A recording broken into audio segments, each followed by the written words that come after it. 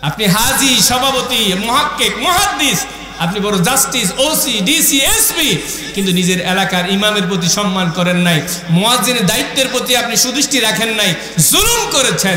সেদিন কাল কিয়ামতের ময়দানে যারা জুলুম করেছে, যে মুসল্লিরা জুলুম করেছে, তারা ডাইনে বামে শুধু অন্ধকার দেখবে। জুড়ে বলেন না নাউযুবিল্লাহ। মুয়াজ্জিন এমন একটা মানুষ যিনি আহ্বানকারী। পৃথিবীতে কোনো চাকরিজীবী যদি থাকে, সবচেয়ে নিগৃহীত, সবচেয়ে লাঞ্ছিত, সবচেয়ে অপমানিত, সবচেয়ে অবহেলিত, তার নাম হচ্ছে মুয়াজ্জিন। ঠিক কিনা?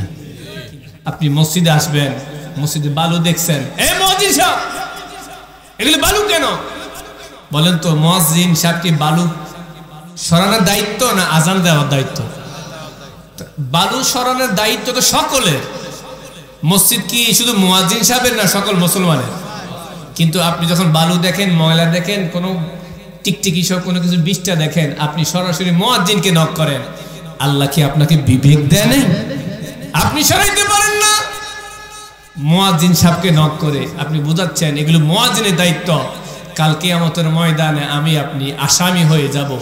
যার যে দায়িত্ব নয় তাকে সেই দায়িত্ব অর্পিত করে কষ্ট দেওয়া, এটা এক প্রকারের জুলুম। ঠিক কিনা? মুয়াজ্জিন সাহেব আজানে 2 মিনিট দেরি হয়, আপনি চিল্লা পাল্লা করে মুয়াজ্জিন সাহেবকে বিদায় করে দেন। মুয়াজ্জিন সাহেব ছুটির প্রয়োজন হয়, আপনি ছুটি দেন না। মুয়াজ্জিন সাহেবের বেতনের প্রয়োজন হয়, আপনি বেতন দেন না। এরকম হাজারো মাহফিল না করে ফান্ড গঠন করে মুয়াজ্জিন সাহেবের জন্য, ইমামের জন্য বেতনের ফান্ড করা দরকার আছে না নাই? তাহলে আল্লাহ খুশি হবেন। আল্লাহর ঘরের খেদমত হয়েছে, আল্লাহর ঘরের মেহমানের খেদমত হয়েছে, তাহলে আল্লাহ এর চাইতে বেশি খুশি হবেন কি হবেন না? এজন্য আমাদেরকে সামাজিক কাজ, ওয়াজ মাহফিলের পাশাপাশি আল্লাহর ঘরের মেহমানদের প্রতি, দায়িত্বশীলদের প্রতি খেদমত করতে হবে কি হবে না? মুয়াজ্জিন খেদমত করবে মসজিদের, গোটা এলাকাবাসী খেদমত করবে মুয়াজ্জিন আর ইমাম সাহেব। ঠিক কিনা? আল্লাহ রাসূল সাল্লাল্লাহু আলাইহি ওয়াসাল্লাম বললেন, কিয়ামতের ময়দানে কিছু উঁচু গাড়ওয়ালা ব্যক্তি দেখা যাবে। সকল মানুষ প্রশ্ন করবে, এত লম্বা মানুষ কে? তখন ওই সময় ফেরেশতারা বলবে, এরা আখিরি নবীর উম্মত, এরা আজান দিয়েছে, এজন্য আল্লাহ তাদের সম্মান এত উপরে করেছেন। পৃথিবীতে কিয়ামতের ময়দানে কারো কান, কল্লা, মাথা, মুখ দেখা যায় না, একমাত্র কিয়ামতের ময়দানে মুয়াজ্জিনদের মুখ দেখা যাচ্ছে। জোরে বলেন না সুবহানাল্লাহ। আর সেই মানুষকে আপনি জারুদার বানান।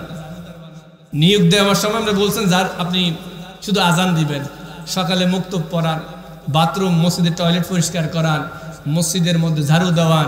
এমনকি এমনও কেউ কেউ সভাপতি আছে, তার বাড়ির বাজারের কাজও মুয়াজ্জিনই করায়। ঠিক কিনা? এই এলাকায় নাই, এই এলাকায় নাই, আলহামদুলিল্লাহ, অন্য এলাকায় আছে। তাহলে মুয়াজ্জিনের প্রতি অবিচার করলে, হাজারো তাসবিহ করলে, সুবহানাল্লাহ করলে, জুলুমের ভার কে সয় না? কে সয় না? জুলমু জুলুমাতুই ইয়াউমাল কিয়ামা। সেদিন চতুর্দিকে শুধু অন্ধকার দেখবেন।